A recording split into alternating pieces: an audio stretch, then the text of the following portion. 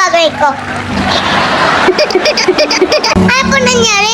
Di ba may hospital? Tao po. Hello, may tao na. Tuloy po kayo. Tao ka ba? Tuloy po kayo. Tao po.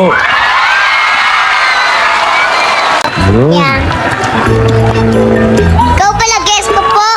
Happy birthday, Raisa. Thank you po.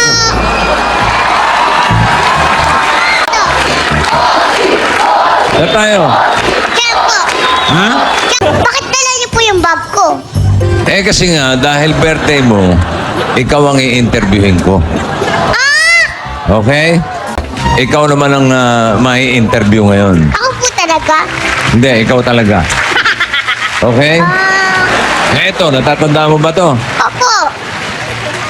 Yung Sabado po, binigyan niyo ako niyan. Ba't ka naiyak? Na-touch po ako eh. Touch ka? Opo. Spell touch. Bukas na po iba. Ano po yung bossy? Eh, mamaya na lang. Surprise, baka umiyak ka na naman eh. Pwede ko bang ilagay ito rito muna? Opo. Ha? Ano ang pakiramdam mo? Birthday mo? Nagugutom nga po ako eh.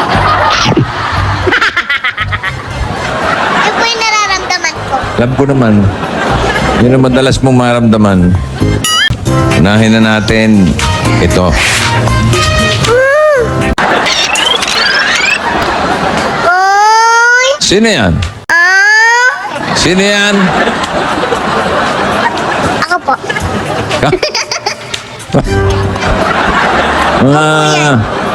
Baby ka niyan? Opo. Baby po ako. Naging baby ka ba? Opo, naging baby po ako. Pinanganak ka June 12. Saan ka pinanganak? Sa Pampanga po. Pero ito po ang nangyari, bossing. Pinanganak po ako June 12. Oo. Tapos po, sumakit yung tiyan ng mama ko. June 12. Tapos po, Nagbanyo. ano po, number 2. Ano no? Nag-number 2 po. Nag-number 2.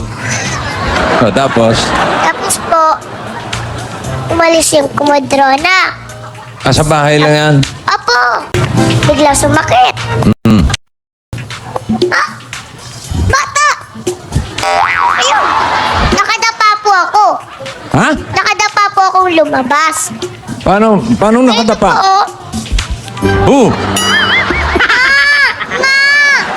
yun oh. Storya po. Ganun lang? Opo. Ibig sabihin, walang kumadrona? Wala po. Wala. Wala, kayang-kaya ko po lumabas.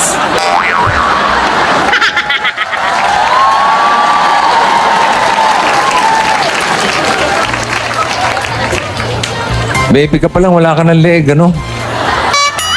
Oh? So, ibig sabihin, ganun lang yun. Sumakit ng tiyan ng nanay mo, nag-number 2, tapos, ay, bata! Ako, Texas. Po. Uno na utot.